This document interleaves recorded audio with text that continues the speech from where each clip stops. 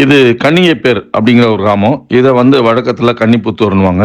இங்கே வீட்டில் வந்து பின்னால் ஒரு அறையில் பழைய பொருட்கள்லாம் போட்டு வச்சுருக்காங்க. இங்கே பாம்பு இருக்குன்னு கூப்பிட்டுருக்காங்க. இங்கே வந்து பார்த்தா அது ஒரு பெரிய சாரை பாம்பு. நல்லா வளர்ந்த பாம்பு. இந்த பாம்பு நம்ம போன உடனே பார்த்துட்டோம். பார்த்த உடனே நம்ம குழுவில் உள்ள அருணி வந்து அந்த பாம்பை பிடிச்சிட்டாங்க.